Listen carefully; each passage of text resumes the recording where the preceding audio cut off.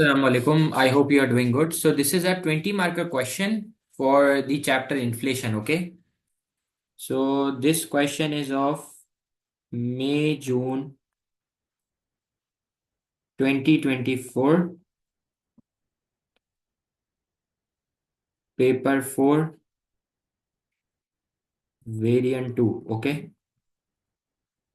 This question is of May June 2024, paper 4, variant 2, and this is question number 4, ठीक है? Section C of macroeconomics, okay? Chapter is inflation and policies, okay.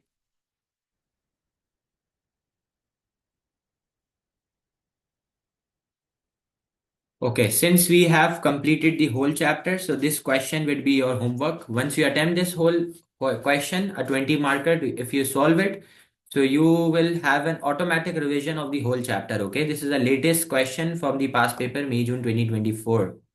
Okay, so let's start with this question. I'm reading it, okay.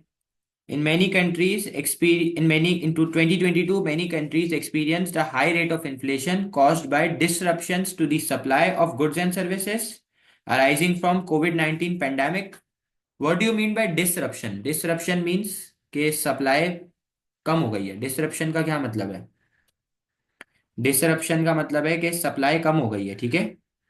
तो मैं इधर लिख सकता हूं कि इसने हमें मेंशन कर दिया है कि सप्लाई में ना डिसरप्शन आ गई, मतलब सप्लाई कम हो गई है. तो एग्रीगेटेड सप्लाई के हम लोग कम होने को क्या कहते हैं? कॉस्ट पुश इन्फ्लेशन, ठीक है. And the conflict between Russia and Ukraine. In one country the government cut taxes. In one country the government cut taxes. एक कंट्री के अंदर गवर्नमेंट ने टैक्स को कट करा है, ठीक है. एक कंट्री के अंदर गवर्नमेंट ने टैक्स को कट करा है, और दूसरी कंट्री के अंदर सेंट्रल बैंक ने इंटरेस्ट रेट को बढ़ा दिया है. तो मुझे एक बात बताओ, टैक्स कट करने का क्या मतलब है? टैक्स कट कर रही है, इसका मतलब है कौन सी पॉलिसी की बात कर रही है? फिस्कल पॉलिसी की, ठीक है. और इंटरेस्ट रेट बढ़ा रही है, इसका मतलब है कौन सी पॉलिसी की बात हो रही है? मॉनेटरी पॉलिसी, ठीक है. सही.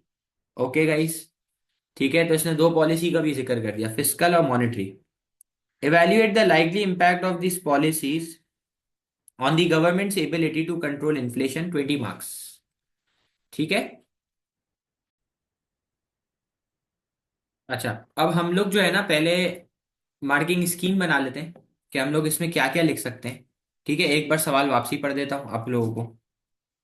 सवाल एक बार वापसी पढ़ लेते हैं. सवाल कह रहा है, इन 2022 many countries experienced a high rate of inflation caused by the disruption to the supply of goods and services arising from the COVID-19 pandemic and the conflict between Russia and Ukraine.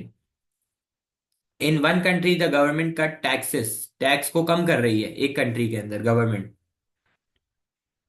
And the central bank raised interest rate. Interest rate को बढ़ा रही है. तो ये बोल रहा है कि इन पॉलिसीज का इम्पैक्ट बताओ, क्या इम्पैक्ट होगा टैक्स के कट होने का और इंटरेस्ट रेट के बढ़ने का गवर्नमेंट की एबिलिटी को इन्फ्लेशन कंट्रोल करने का. ठीक है, तो हमने तो यही पढ़ा है सारी जिंदगी कि भाई टैक्स को बढ़ाना चाहिए और इंटरेस्ट रेट को भी बढ़ाना चाहिए. लेकिन यहां पर इसने उल्टा कर दिया, इसने टैक्स को कट कर दिया है, टैक्स को गिरा दिया है और इंटरेस्ट रेट को बढ़ा दिया है. तो अब हम दोनों पॉलिसीज के फायदे नुकसान बताएंगे. तो पहले हम अपनी मार्किंग स्कीम बना लेते हैं, उसके बाद फिर हम लोग रीटैली कर लेते हैं एग्जामिनर की मार्किंग स्कीम से कि एग्जामिनर क्या कह रहा है, कि एग्जामिनर के हिसाब से क्या होनी चाहिए.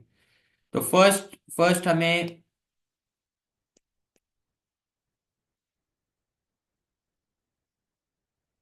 तो फर्स्ट हमें डेफिनेशन देनी पड़ेगी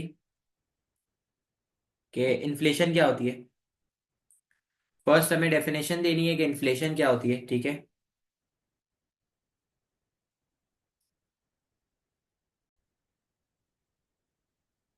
ओके, सबसे पहले हम लोगों को बताना होगा इसको कि इन्फ्लेशन क्या होती है, ठीक है. सबसे पहले हम लोग डिफाइन करेंगे कि इन्फ्लेशन क्या होती है,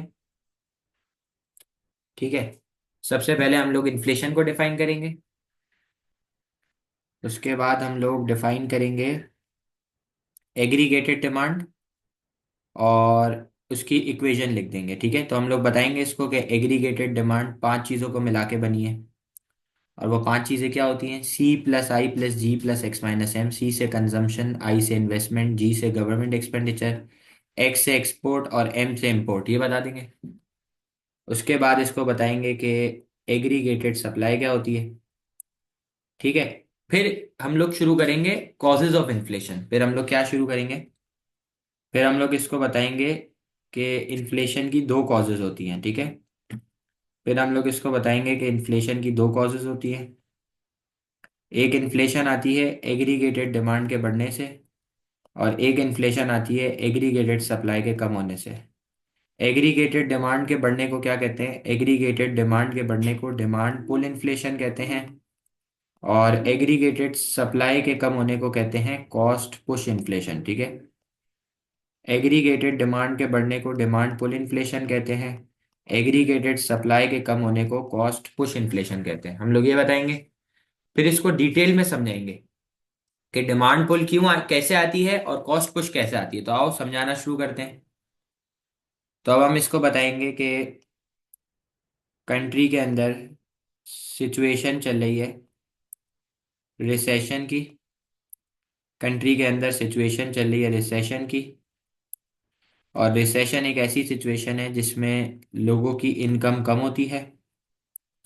तो गवर्नमेंट एक पॉलिसी लगाएगी, और उस पॉलिसी का टारगेट होगा इनकम टैक्स को कम करना। सही है, इनकम टैक्स को कम करना। जब इनकम टैक्स कम होगा तो डिस्पोजेबल इनकम बढ़ जाएगी, और जब डिस्पोजेबल इनकम बढ़ेगी तो इससे परचेजिंग पावर बढ़ जाएगी, ठीक है। जब डिस्पोजेबल इनकम बढ़ेगी तो परचेजिंग पावर बढ़ेगी, और परचेजिंग पावर बढ़ेगी तो इससे कंजम्पशन बढ़ेगी, और कंजम्पशन बढ़ेगी तो एग्रीगेटेड डिमांड बढ़ेगी, जिससे प्रोड्यूसर को सिग्नल मिलेगा तो प्रोड्यूसर प्रोडक्शन बढ़ाएगा। जब प्रोडक्शन बढ़ेगी तो डिमांड फॉर लेबर बढ़ेगी, और जब डिमांड फॉर लेबर बढ़ेगी तो अनएम्प्लॉयमेंट जो है वो कंट्री के अंदर रिड्यूस हो जाएगी, ठीक है। फिर आप बताओगे कि जब भी एग्रीगेटेड डिमांड बढ़ती है तो इससे दो चीज़ें होती हैं, अगर आपको याद हो तो। जब भी एग्रीगेटेड डिमांड बढ़ती है तो शॉर्ट रन में एक इन्फ्लेशन आती है, और एक इन्फ्लेशन लॉन्ग रन में आती है। तो भाई वो इन्फ्लेशन जो शॉर्ट रन में आएगी ना, उसका नाम होता है माइल्ड इन्फ्लेशन। और वो इन्फ्लेशन जो कि लॉन्ग रन में आती है उसका नाम होता है हाइपर इन्फ्लेशन। तो आप बताओगे कि भाई शॉर्ट रन में सर माइल्ड इन्फ्लेशन आती है, और लॉन्ग रन के अंदर हाइपर इन्फ्लेशन आती है, और डायग्राम बना दोगे और उससे लिंक कर दोगे, ठीक है। तो आपके सामने मैं एक डायग्राम बना रहा हूँ छोटी सी, इधर देख लीजिएगा। सबसे पहले आपने दो एक्सिस बनानी है। ऊपर एक्सिस के ऊपर आ जाएगा प्राइस लेवल, और नीचे एक्सिस के ऊपर आ जाएगा रियल इनकम, ठीक है। ऊपर आ गया प्राइस लेवल, नीचे आ गया रियल इनकम, ठीक है।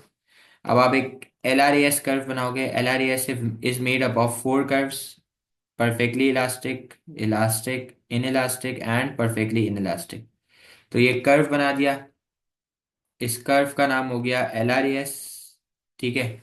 अब बताओ एग्रीगेटेड डिमांड कंटिन्यूसली बढ़ रही है, तो कुछ भी नहीं करो, ये राइट वर्ड शिफ्ट कर दो, और जहां इक्वल होगा वहां से प्राइस और वहां से रियल इनकम आ जाएगी। देखो जहां जहां इक्वल हो रहा है वहां से प्राइस और वहां से रियल इनकम आ जाएगी। देखो जहां जहां इक्वल हो रहा है वहां से प्राइस आ जाएगी और रियल इनकम आ जाएगी। अब जूम इन करके लेबलिंग कर लो। तो इधर देखो, ये जूम इन कर दिया, ये एग्रीगेटेड डिमांड वन, ये एग्रीगेटेड डिमांड टू, ये एग्रीगेटेड डिमांड थ्री, ये एग्रीगेटेड डिमांड फोर, ये एग्रीगेटेड डिमांड फाइव, ये इक्विलिब्रियम ई वन, ये ई टू, ये ई थ्री हो गया, ये ई फोर हो गया, ये ई फाइव हो गया।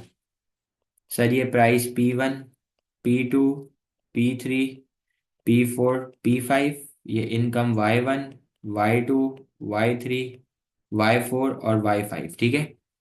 उसके बाद अब आप क्या लिखोगे? सर शुरू में आती है माइल्ड इन्फ्लेशन, प्राइस थोड़े से बढ़ेगी, रियल इनकम ज़्यादा से बढ़ेगी। उसके बाद आएगी सप्रेस्ड इन्फ्लेशन, प्राइस ज़्यादा से बढ़ेगी, इनकम थोड़े से बढ़ेगी। उसके बाद कौन सी इन्फ्लेशन आ जाएगी, उसके बाद आ जाएगी हाइपर इन्फ्लेशन। और हाइपर के अंदर क्या होता है, सिर्फ और सिर्फ प्राइस बढ़ती है, आपकी इनकम कांस्टेंट होती है। ये आपने डिमांड पुल समझा दी। अब आप इसको समझाओगे कॉस्ट पुश इन्फ्लेशन, ठीक है। अब आप इसको क्या समझाओगे, अब आप इसको समझाओगे कॉस्ट पुश इन्फ्लेशन क्या होती है। तो भाई आपने बोला सर कॉस्ट पुश इन्फ्लेशन आती है एग्रीगेटेड सप्लाई के कम होने से, ठीक है। कॉस्ट पुश इन्फ्लेशन आती है एग्रीगेटेड सप्लाई के कम होने से। तो भाई जब प्रोड्यूसर की कॉस्ट बढ़ेगी तो प्रोड्यूसर का बर्डन बढ़ेगा, तो प्रोड्यूसर डीमोटिवेट होकर सप्लाई कम करेगा। जब सप्लाई कम होगी तो उसकी वजह से शॉर्टेज हो जाएगी, और जब शॉर्टेज होगी तो प्राइस ऑटोमेटिक बढ़ जाएगी, और प्राइस के बढ़ने को हम लोग क्या कहते हैं, हम लोग इन्फ्लेशन कहते हैं। तो भाई इस प्राइस के बढ़ने के पीछे रीजन है सप्लाई का कम होना, इस सप्लाई के कम होने के पीछे रीजन है कॉस्ट का बढ़ना, ठीक है। ओके। अब इस कॉस्ट के बढ़ने के पीछे क्या क्या रीजन हो सकते हैं बेटा, इस कॉस्ट के बढ़ने के पीछे बहुत सारे रीजन हो सकते हैं। तो मैं आपको वर्बली बता देता हूँ। कॉस्ट ऑफ प्रोडक्शन का बढ़ना, सब्सिडी का रिमूव होना, इनडायरेक्ट टैक्स का इम्पोज होना, ठीक है, रॉ मटेरियल का महंगा होना, इंपोर्टेड इन्फ्लेशन, और वेज प्राइस स्पाइरल। तो आप उनमें से कोई भी एक रीजन लिख सकते हो। तो लेट्स कीप इट सिंपल कि कॉस्ट ऑफ प्रोडक्शन इसलिए कम हुई है, वो सॉरी कॉस्ट पुश इन्फ्लेशन इसलिए आई है क्योंकि क्या इम्पोज कर दिया है, इनडायरेक्ट टैक्स इम्पोज हो गया है। क्या इम्पोज हो गया है भाई, इनडायरेक्ट टैक्स। तो अब आप एक डायग्राम बना दोगे और उस डायग्राम को आप एक्सप्लेन करते हुए लिंक करोगे, जिसमें आप बताओगे कि कॉस्ट पुश इन्फ्लेशन आती है एग्रीगेटेड सप्लाई के कम होने से, ठीक है। तो मैं ऊपर डायग्राम बना रहा हूँ क्योंकि मेरे पास जगह खाली है। देखिए अगेन हम लोग पहले दो एक्सिस बनाएंगे और लेबलिंग करेंगे। ऊपर आ जाएगा प्राइस लेवल और नीचे आ जाएगा रियल इनकम, ठीक है। सर ऊपर आ गया प्राइस लेवल, नीचे आ गया real income. Sir demand curve downward sloping होता है, सप्लाई कर्व अपवर्ड स्लोपिंग होता है, जहाँ पे दोनों इक्वल वो इक्विलिब्रियम, ठीक है। और वहां से आ जाएगी प्राइस और रियल इनकम। तो आप देखें इधर, ये हो गया एग्रीगेटेड डिमांड, ये हो गया एग्रीगेटेड सप्लाई, ये हो गया इक्विलिब्रियम, ये हो गई प्राइस और ये हो गई रियल इनकम, ठीक है। अब बताओ एग्रीगेटेड सप्लाई कम हो रही है तो ये किधर शिफ्ट होगा, ये शिफ्ट होगा लेफ्टवर्ड्स। देखो ये एग्रीगेटेड सप्लाई कम हो रही है तो ये सप्लाई कर्व लेफ्टवर्ड शिफ्ट होगा, ठीक है।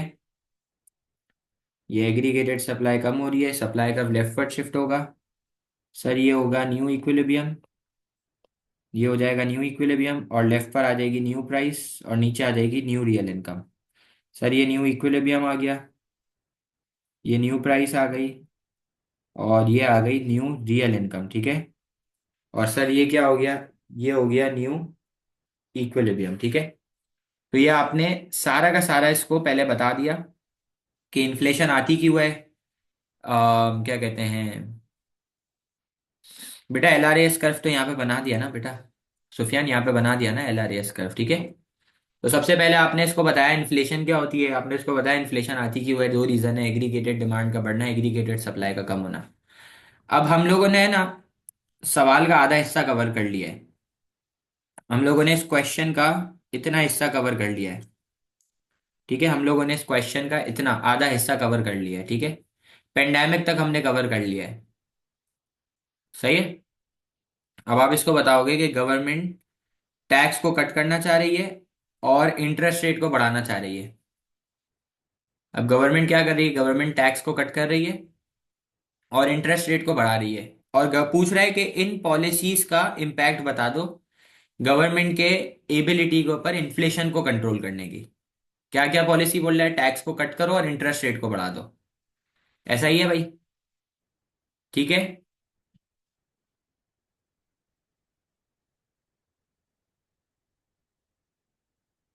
अच्छा जब आप ये एक्सप्लेन कर रहे हो तो आप मेक श्योर करना कि आप एक और चीज को भी एक्सप्लेन कर दो साथ साथ ही। एग्रीगेटेड डिमांड मतलब एग्रीगेटेड एक्सपेंडिचर, और एक और छोटी सी चीज इसको बता देना कि विड्रॉल एंड इंजेक्शन क्या होता है, ठीक है। तो आप कहीं पे भी अगर आगे लिंक कर रहे हो तो आपको आसानी हो, ठीक है। तो आप विड्रॉल्स और इंजेक्शन को भी समझा देना, सही है।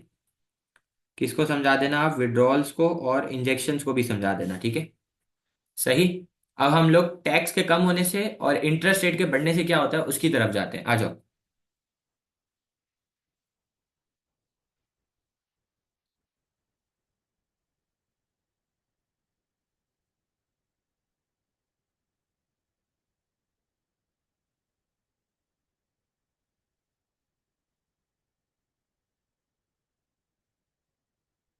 अब बताओ भाई, टैक्स कम हो रहा है, क्या कम हो रहा है भाई? टैक्स कम हो रहा है। तो जरा मुझे बताना यार, हमने तो यही पढ़ा है टैक्स दो तरीके का होता है।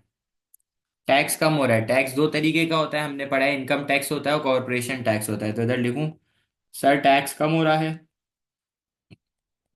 और हमने पढ़ा है टैक्स दो तरीके का होता है, एक होता है इनकम टैक्स और एक होता है कॉर्पोरेशन टैक्स। यही पढ़ा है भाई हमने, टैक्स दो तरीके का होता है, एक होता है इनकम टैक्स और एक होता है कॉर्पोरेशन टैक्स। तो इनकम टैक्स सैलरी के ऊपर लगता है, ऐसा ही है। तो भाई जब इनकम टैक्स कम होगा तो डिस्पोजेबल इनकम बढ़ जाएगी, सही कह रहा हूँ?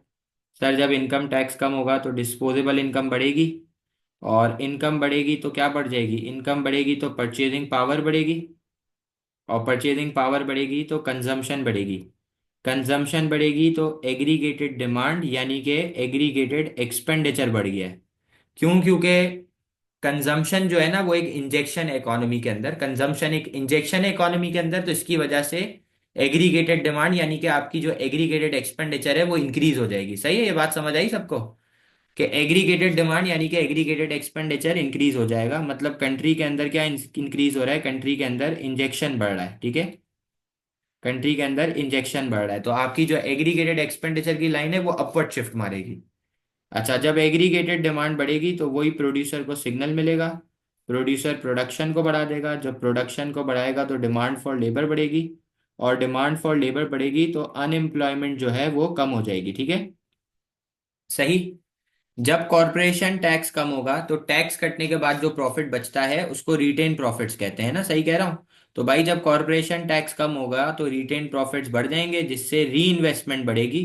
क्योंकि अगर आपको याद हो तो मैंने आपको बताया है कि रिटेन प्रॉफिट वो प्रॉफिट होता है जो टैक्स कटने के बाद बच जाता है और वो बिजनेस में री इन्वेस्ट होता है, तो इससे री इन्वेस्टमेंट बढ़ेगी, री इन्वेस्टमेंट बढ़ेगी जिससे इन्वेस्टमेंट बढ़ जाएगी, और जिससे एग्रीगेटेड डिमांड यानी कि एग्रीगेटेड एक्सपेंडिचर भी बढ़ जाएगा। ऐसा ही है भाई? सही कह रहा हूँ? जिससे वही प्रोडक्शन बढ़ेगी, डिमांड फॉर लेबर बढ़ेगी, और एंड में वही होगा, अनएम्प्लॉयमेंट कम होगी। तो जरा मुझे कोई बच्चा पहले ये बता दे कि यार टैक्स का कम होना इफेक्टिव था इनइफेक्टिव था? इनइफेक्टिव था। अब हम कंक्लूजन में लिखेंगे ना कि भाई टैक्स कम होगा तो इससे तो मुल्क में और इन्फ्लेशन आएगी, तो ये तो इनइफेक्टिव हुई, ये वाली पॉलिसी तो इनइफेक्टिव हुई। वैसे ही इन्फ्लेशन चल रही थी और मजीद इन्फ्लेशन आ जाएगी। सही कह रहा हूं? तो यार अब देखो, हम लोग है ना ऑलरेडी ऊपर डायग्राम बना चुके हैं, हम लोग ऑलरेडी हाइपर इन्फ्लेशन वाली डायग्राम बना चुके हैं, तो हम लोग डायग्राम रिपीट नहीं करेंगे। अब हम लोग जो डायग्राम बनाएंगे वो हम लोग बनाएंगे एग्रीगेटेड एक्सपेंडिचर के अपवर्ड शिफ्ट होने वाली, क्योंकि दो एक्सपेंडिचर्स बढ़ रहे हैं, सी और आई, ठीक है? तो ऊपर आ जाएगा एग्रीगेटेड एक्सपेंडिचर, नीचे आ जाएगा रियल इनकम, ठीक है? इनकम की लाइन अगर आपको याद हो तो जीरो से अपवर्ड स्लोपिंग लाइन है। इनकम की लाइन क्या होती है भाई? Upward sloping line starting from zero, ये इनकम की लाइन हो गई। और ये हो गई किसकी लाइन? ये हो गई एग्रीगेटेड एक्सपेंडिचर की लाइन। सही कह रहा हूँ भाई? अच्छा, आप मुझे बताओ, जहां पर इनकम और एग्रीगेटेड एक्सपेंडिचर इक्वल होगा वो होगा इक्विलिब्रियम, और वहां से नीचे आ जाएगी रियल इनकम, ठीक है? तो इधर मैं मेंशन कर दूं, ये हो गया एग्रीगेटेड एक्सपेंडिचर, ये हो गई रियल इनकम। सही। अब बताओ, एग्रीगेटेड एक्सपेंडिचर बढ़ रहा है तो ये अपवर्ड शिफ्ट हो गया, एग्रीगेटेड एक्सपेंडिचर ने अपवर्ड शिफ्ट मारा, ठीक है? ये एग्रीगेटेड एक्सपेंडिचर की लाइन ने अपवर्ड शिफ्ट मारा। सर ये क्या हो गया? ये हो गया न्यू इक्विलिब्रियम, और यहाँ से नीचे आ गई न्यू रियल इनकम। ऐसा ही है? सर यहाँ से नीचे आ गई न्यू रियल इनकम, यहाँ से नीचे आ गई न्यू रियल इनकम, और ये ऊपर आ गई न्यू एग्रीगेटेड एक्सपेंडिचर, ठीक है? सही। ओके गाइस, ये डायग्राम बन जाएगी। बोलो भाई, कोई मसला? तो अब इंटरेस्ट रेट को बढ़ा के देखें, अगर पहली पॉलिसी क्लियर है तो ओके कर दें सब।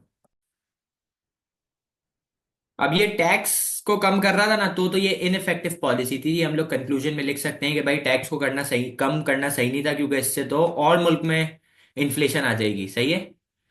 ठीक है, अब दूसरी पॉलिसी इसने बोली थी कि सेंट्रल बैंक इंटरेस्ट रेट को बढ़ा रही है, तो आई थिंक इंटरेस्ट रेट को बढ़ाना सही है मेरे हिसाब से। तो लाओ लेट्स चेक। तो दूसरी पॉलिसी जो इसने लिखी है वो इसने ये लिखी है कि गवर्नमेंट इंटरेस्ट रेट को बढ़ा रही है। तो मैं इधर क्या लिखूंगा कि मनी सप्लाई और इंटरेस्ट रेट में नेगेटिव रिलेशन है। जब मनी सप्लाई बढ़ रही है, कम हो रही है, तभी इंटरेस्ट रेट बढ़ रहा है, ऐसा ही है भाई। तो पे जैसे ही हमने ये देखा ना इंटरेस्ट रेट बढ़ रहा है, तो मेरे दिमाग में फौरन से डायग्राम क्लिक हो गई, money demand liquidity preference theory वाली, मनी डिमांड मनी सप्लाई वाली डायग्राम। तो अगर आपको याद हो तो इंटरेस्ट रेट का इफेक्ट दो लोगों के ऊपर होता है, कौन कौन? एक होता है सेवर्स और एक होता है बोरोवर्स। तो यार अगर इंटरेस्ट रेट बढ़ेगा तो एज अ सेवर तो मैं सेव ज्यादा करूंगा सर। अगर इंटरेस्ट रेट बढ़ता है तो एज अ सेवर तो मैं सेव ज्यादा करूंगा, सही कह रहा हूँ सर? अगर इंटरेस्ट रेट बढ़ता है तो एज अ सेवर मैं सेव ज्यादा करूंगा। सर मैं सेव क्यों ज्यादा करूंगा? क्योंकि रेट ऑफ रिटर्न ज्यादा है, सही कह रहा हूँ सर? अगर मैं सेवर हूं तो मैं सेव ज्यादा करूंगा क्योंकि रेट ऑफ रिटर्न ज्यादा है। जब मैं सेव ज्यादा करूंगा तो मैं स्पेंड कम करूंगा, और जब मैं स्पेंड कम करूंगा तो कंजम्पशन कम होगी, कंजम्पशन कम होगी यानी कि एग्रीगेटेड डिमांड यानी कि एग्रीगेटेड एक्सपेंडिचर कम हो गया है, जिससे वही प्रोड्यूसर को सिग्नल मिलेगा, वो प्रोडक्शन को बढ़ा देगा, प्रोडक्शन को कम कर देगा, जिससे डिमांड फॉर लेबर कम होगी और कंट्री के अंदर जो है वो अनएम्प्लॉयमेंट जो है वो बढ़ जाएगी। ठीक है, कंट्री के अंदर क्या बढ़ जाएगी? अनएम्प्लॉयमेंट, सही है। अब मुझे बताओ जब इंटरेस्ट रेट बढ़ेगा तो एज अ बोरोवर मैं बोरो कम करूंगा क्योंकि कॉस्ट ऑफ बोरोइंग कम है, क्योंकि कॉस्ट ऑफ बोरोइंग कम है। ठीक है, जब मैं बोरो कम करूंगा तो मैं री इन्वेस्ट भी कम करूंगा, कॉस्ट ऑफ बोरोइंग ज्यादा है सॉरी।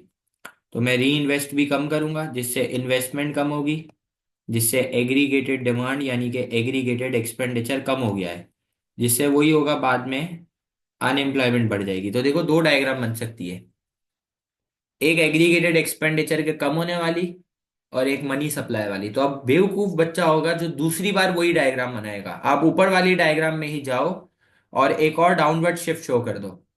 आप ऊपर वाली डायग्राम में ही जाओगे और दोनों में डाउनवर्ड शिफ्ट एक और शिफ्ट शो कर दोगे और लिख देना as shown in diagram number 2, तो उसको दिख जाएगा भाई एग्रीगेटेड एक्सपेंडिचर बढ़ भी रहा है कम भी हो रहा है।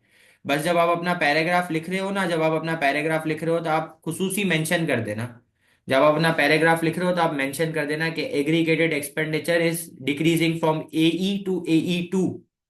जब आप अपनी डायग्राम को मेंशन कर रहे होगे तो आप लिख दोगे कि एग्रीगेटेड एक्सपेंडिचर AE से AE2 पे कम हो रहा है, ठीक है? सही है भाई। और ये हो जाएगा न्यू इक्विलिब्रियम।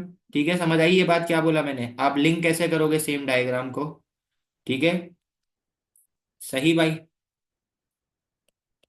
समझ गए ना? आप डायग्राम को खाली लिंक मार देना कि यार ये जो एग्रीगेटेड एक्सपेंडिचर कम हो रहा है ये EE से AE2 पे हो रहा है, तो बस लिंक हो जाएगी डायग्राम। ठीक है, ओके। तो अब एक और डायग्राम बनेगी मनी सप्लाई और इंटरेस्ट रेट वाली, अगर आपको याद हो तो आपको पहले डायग्राम की लेबलिंग कर देते हैं आपके सामने।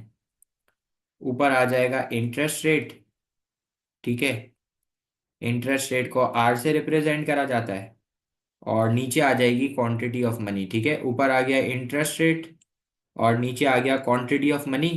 एक्टिव बैलेंसेस भी लिखा जाता है, क्या लिखा जाता है? एक्टिव बैलेंसेस भी लिखा जाता है, ठीक है। फिर आपको कीनीजियन मॉनेटरिक्स के चैप्टर में बताया गया था कि ये मनी डिमांड की जो कर्व है ये रेक्टेंगुलर हाइपरबोला क्यों है? क्योंकि इसमें तीन तीन तीन प्रेफरेंसेस ज्वाइन हुए हुए हैं, ट्रांजैक्शन, प्रिकॉशन, स्पेक्यूलेटिव। तो ये जो मनी डिमांड है जिसको लिक्विडिटी प्रेफरेंस कर्व भी कहा जाता है, क्या कहा जाता है? Liquidity preference curve. ये हाइपरबोला क्यों है, आपको उसका रीजन भी याद दिला दिया। अब देखो ये मनी सप्लाई का कर्व है, ये वर्टिकल क्यों होता है? क्योंकि सेंट्रल बैंक का ऑब्जेक्टिव होता है, गवर्नमेंट का ऑब्जेक्टिव होता है प्राइस स्टेबिलिटी, और that can only be achieve with the money supply is control. इसीलिए मनी सप्लाई की लाइन है वर्टिकल लाइन, ठीक है। जहां पे money supply money demand equal होगा वो होगा इक्विलिब्रियम, वहां से लेफ्ट पर आ जाएगा इंटरेस्ट रेट और नीचे आ जाएगी क्वांटिटी ऑफ मनी। अब मनी सप्लाई कम हो रही है तो ये लेफ्टवर्ड शिफ्ट होगा। देखिए मनी सप्लाई कम हो रही है तो ये लेफ्टवर्ड शिफ्ट हो गया। मनी सप्लाई कम हो रही है तो मनी सप्लाई के कर्व ने लेफ्टवर्ड शिफ्ट मार दिया। सर ये हो गया न्यू इक्विलिब्रियम। और सर ये लेफ्ट पर आ गया न्यू इंटरेस्ट रेट, ठीक है, ये हो गया न्यू इक्विलिब्रियम। और ये लेफ्ट पर आ गया न्यू इंटरेस्ट रेट, और नीचे आ गई न्यू क्वांटिटी ऑफ मनी, ठीक है। और ये हो गया आपका न्यू इक्विलिब्रियम, ठीक है भाई। ओके, तो आप ये डायग्राम बना सकते हैं। अच्छा, अब आप मुझे बताओ यार, क्या इंटरेस्ट रेट को बढ़ाना कामयाब था? Was this was an effective policy? Yes, ये इफेक्टिव पॉलिसी थी। क्यों? क्योंकि ऑब्जेक्टिव तो अचीव हो गया, प्राइस स्टेबिलिटी तो अचीव हो गई। सही है, प्राइस स्टेबिलिटी क्या हो गई? प्राइस स्टेबिलिटी तो अचीव हो गई, ठीक है। अब असल जो है ना, देखो हर बच्चा नॉलेज और एनालिसिस तो कर लेगा। असल जो आपको मार्क्स मिलते हैं ना, 6 मार्क्स, वो एवेल्युएशन के मिलते हैं। और एवेल्युएशन के अंदर सिर्फ और सिर्फ आपको बुराई करनी है। तो आप पहले लिखोगे कि whether it's fiscal policy, tax fiscal policy का हिस्सा है, और क्या कहते हैं, मॉनेटरी पॉलिसी भी फिस्कल पॉलिसी का हिस्सा है। They both are a conflicting policy. पहली बात तो आप ये लिख दोगे कि ये दोनों कॉन्फ्लिक्टिंग पॉलिसी हैं। क्यों कॉन्फ्लिक्टिंग है भाई? क्योंकि टैक्स के अंदर कॉन्फ्लिक्टिंग पॉलिसी, क्योंकि जब आप टैक्स को कम कर रहे हो तो प्राइस स्टेबिलिटी अचीव नहीं हो रही, फुल एम्प्लॉयमेंट अचीव हो रही है। जब आप इंटरेस्ट रेट को बढ़ा रहे हो तो प्राइस स्टेबिलिटी अचीव हो रही है, लेकिन फुल एम्प्लॉयमेंट के साथ कॉन्फ्लिक्ट हो रहा है। तो ये वाली बात तो बिल्कुल वीआईपी बैठ गई कि भाई ये एक कॉन्फ्लिक्टिंग पॉलिसी है, ठीक है सुफियान, समझ आ रहा है? फिर आप है ना बुराई करना शुरू कर दोगे इसकी। तो पहले हम लोग इंटरेस्ट रेट की बुराई कर लेते हैं कि यार हम लोगों ने पढ़ा है कीनीजियन मॉनेटरीज के चैप्टर में कि जब इंटरेस्ट रेट बढ़ेगा ना, तो इंटरेस्ट रेट बढ़ेगा तो ट्रांजैक्शन एंड प्रीकॉशन पर्पस के लिए तो पैसा लोग होल्ड करेंगे ही करेंगे। ट्रांजैक्शन और प्रीकॉशन मोटिव के लिए लोग पैसा होल्ड करेंगे, क्योंकि एक के लिए डिमांड होती है हाईली इनइलास्टिक, ट्रांजैक्शन पर्पस के लिए पैसों की डिमांड हाईली इनइलास्टिक होती है, और दूसरे के लिए होती है परफेक्टली इनइलास्टिक। तो आप ये बात एक कर दोगे, ठीक है। फिर आप एक बात बोल दोगे टाइम लैग के बारे में, बोल दोगे कि भाई टाइम लैग है, इसका इफेक्ट जो है ना वो लॉन्ग टर्म के अंदर आएगा, ये भी लिख सकते हो, ठीक है। इसका इफेक्ट लॉन्ग टर्म के अंदर आएगा, ये भी लिख सकते हो। और कोई पॉइंट सोच दो कंक्लूजन का, और क्या लिख सकते हैं? अच्छा, ठीक है, सही है, हम लोग ये भी लिख सकते हैं। अच्छा, हम लोग जो सबसे इंपॉर्टेंट बात है ना, जो बच्चा लिखेगा ना, वो हम लोग ये लिखेंगे कि ये जो पॉलिसीज है ना, ये किसको टारगेट कर रही है? ये ईडी को टारगेट करिए, तो इधर लिखूं, policies are specifically targeting aggregated demand. Policies specifically किसको टारगेट करिए? एग्रीगेटेड डिमांड को। But inflation has arise due to, inflation सवाल ने क्या बोला था, किस वजह से आई है? But inflation has arise due to supply shortages, due to supply shortages, ठीक है। तो हमें कौन सी पॉलिसी यूज करनी चाहिए? हमें यूज करनी चाहिए सप्लाई साइड पॉलिसी, ठीक है। समझ आई क्या बोला? समझ आई क्या बात बोली? कि यार ये सारी की सारी पॉलिसीज जो है वो ईडी को टारगेट कर रही है, चाहे वो टैक्स को कम करना हो, चाहे वो इंटरेस्ट रेट को बढ़ाना हो। और सवाल ने बोला है कि ये जो इन्फ्लेशन आई है ना कंट्री के अंदर, ये आई है एग्रीगेटेड सप्लाई के कम होने से, क्योंकि सप्लाई में डिसरप्शन हो गई थी। सही है, okay. Now we are reading the marking scheme. Okay, in front of you is the marking scheme of this question. This is May June 2024, as you can see. Okay, so this question is saying knowledge and understanding and analysis. ठीक है, we get 14 marks, and for AO3 evaluation we get 6 marks, ठीक है। तो 20 marks तो इसके हो गए। Knowledge understanding में क्या बोल रहा है कि an understanding that state causes of inflation are due to a reduction in supply for the country experiencing the rate of inflation, this may be regarded as cost push या imported inflation, ठीक है। फिर आप इसको बताओगे कि causes आई है aggregated supply या फिर एग्रीगेटेड डिमांड या फिर लीकेज इंजेक्शन अप्रोच, आपकी अपनी मर्जी है। An explanation of the impact of a tax reduction on consumer demand और रिटेन प्रॉफिट्स, दोनों बताया हमने। इनकम टैक्स के ऊपर क्या इफेक्ट होगा, दोनों के ऊपर बताया, ठीक है। फिर ये पूछ रहा है कि इंटरेस्ट रेट बढ़ेगा तो इसका कंज्यूमर डिमांड और इन्वेस्टमेंट के ऊपर क्या फर्क होगा, सेवर और बोरोवर, ये भी हमने बताया है। फिर आप इसको मॉनेटरीज पे लेके चले जाओगे तो ये भी हमने बता दिया, इसको डायग्राम बना दी। फिर टैक्स कम होगा तो इससे कंज्यूमर स्पेंडिंग और क्या कहते हैं इन्वेस्टमेंट के ऊपर क्या फर्क होगा, इससे AS/AD पे आप ले जा सकते हो। और फिर आप बताओगे टैक्स रिडक्शन का इम्पैक्ट क्या होगा, इंटरेस्ट रेट का इम्पैक्ट क्या होगा, इकोनॉमिक ग्रोथ और अनएम्प्लॉयमेंट के ऊपर, इक्वालिटी के ऊपर, ये भी बताया हमने, ठीक है। फिर आप इवेल्युएशन में बताओगे कि इवेल्युएशन में आप बताओगे इन दो पॉलिसीज के इफेक्ट्स बताओगे कि दोनों इन्फ्लेशन को कैसे रिड्यूस कर रही है। जैसे कि गवर्नमेंट कितने की स्पेंडिंग की रिडक्शन करनी है, कितने से स्पेंडिंग कम होनी चाहिए, कितने से इंटरेस्ट रेट बढ़ाना चाहिए, ये गवर्नमेंट को एक्यूरेटली पता होना चाहिए, जो कि बहुत मुश्किल है। फिर ये बोल रहा है कि an initial analysis of the policy approach to the reducing the level of inflation may be in terms of how accurate the government is determining the amount of spending reduction और increase in rate of interest, ये वही वाली बात हो गई। The time lag between policy implementation and outcome, कि भाई लगाने में लगा तो फौरन देंगे लेकिन इसका इम्पैक्ट कम आएगा, ठीक है। फिर आप बताओगे कि ये पॉलिसीज AD के ऊपर कंसर्न है लेकिन प्रॉब्लम है सप्लाई की शॉर्टेज है, ठीक है। तो शॉर्ट रन और लॉन्ग रन इम्प्लीकेशन इस पॉलिसीज के बताओगे कि ऑल्टरनेटिव एम के ऊपर क्या इफेक्ट होगा, जैसे हमने बताया प्राइस स्टेबिलिटी अचीव होगी, फुल एम्प्लॉयमेंट के साथ कॉन्फ्लिक्ट होगा। ठीक है, तो आई होप आपको मार्किंग स्कीम क्लियर होगी, सही है। अच्छा, हम मैंने जो है ना वो डिमांड पुल इन्फ्लेशन का भी इसमें जिक्र कर दिया था इस क्वेश्चन के अंदर। तो अगर आप डिमांड वाले इन्फ्लेशन ना भी लिखते हो ना तो कोई इतनी बड़ी प्रॉब्लम नहीं है। मैंने तो इसलिए लिखा था क्योंकि ये सारी पॉलिसीज AD को टारगेट कर रही थी, तो मैंने थोड़ा सा इसको AD ला के दिखा दी कि भाई AD कैसे आती है, ताकि जब मैं पॉलिसीज समझा रहा हूं ना तो फिर मुझे लिंक करने में आसानी हो, वरना अगर आप मेंशन भी कर दें तो कोई मसला नहीं है, ठीक है। Okay, so I hope this 20 marker is clear to you guys.